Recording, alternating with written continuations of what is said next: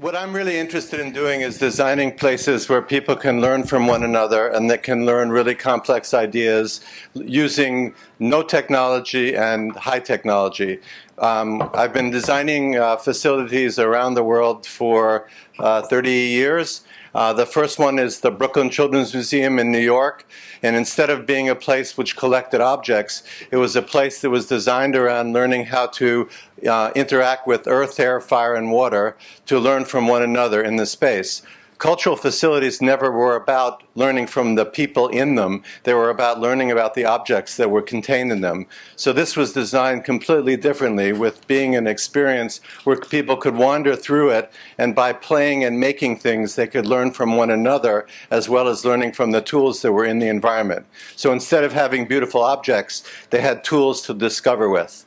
And so this is 42, and the next project is Maycomber Farm, which is in Framingham, Massachusetts, to learn about animals. And so I invented these masks that let you see like an animal sees. So by looking through them, you can see like a sheep sees the world. So there's no text, there are no diagrams. By just seeing it, you use your nervous system to discover. This is a maze that you wander through by sniffing. So you act like an animal does, and so you sniff your way through the maze rather than using your eyes to discover it. And so it's a funny idea, but it really allows people to discover so much more about animals and also more about themselves.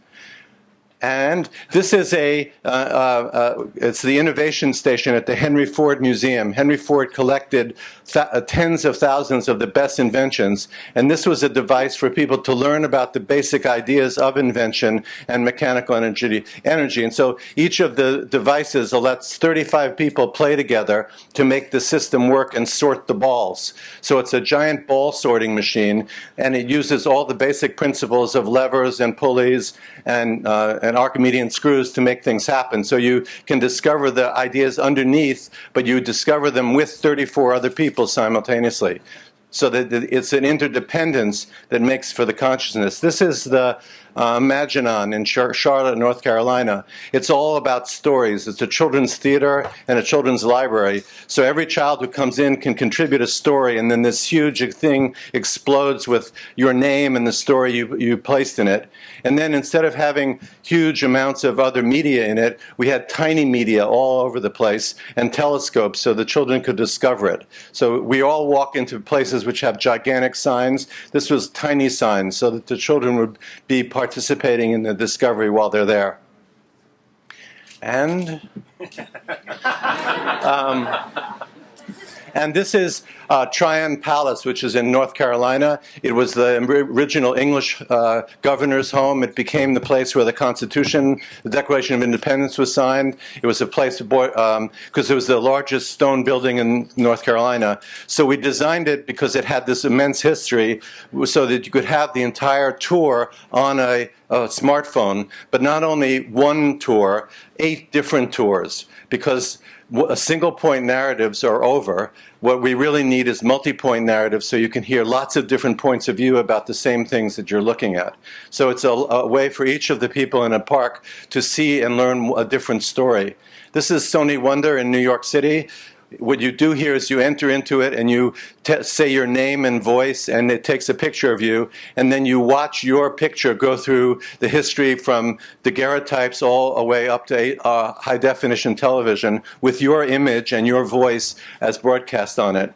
And then there are a whole series of activities where you use technology to discover more about one another, where you use a camera and a mixing device and the talent, and you do the lighting, all these things collectively, so that we learn both from one another and about the experience, about how to make communication experiences really work. And this is Ellis Island. We did the design for Ellis Island so that you could you could find out the 22 million people that came through Ellis Island and find out if your family or a relative of someone you knew came through there. And so it was an opportunity to search the ship manifest so you could find that out. And here's an example of a ship's manifest. Without these tools, people could never find out if their family came through Ellis Island. So it has become an amazing place.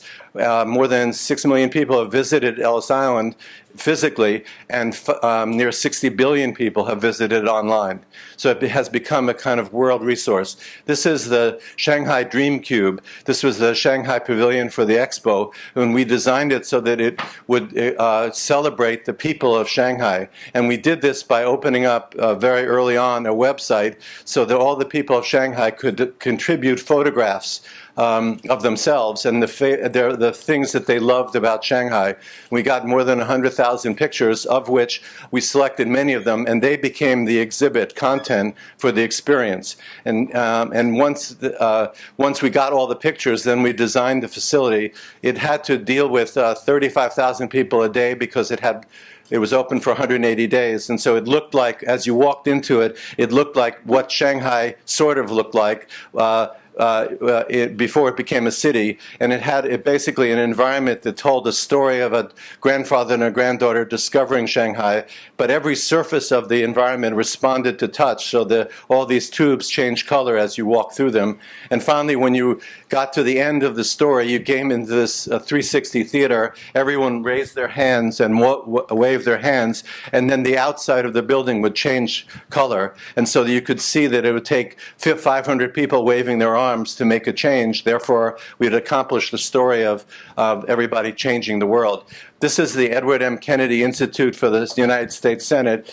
It's a full-scale model of the Senate, and when you visit it, this opens next year in Boston, Massachusetts. Everyone who visits it becomes a senator, 100 people at a time, and they have to solve the problems of that day in the history. Wow. Thank you.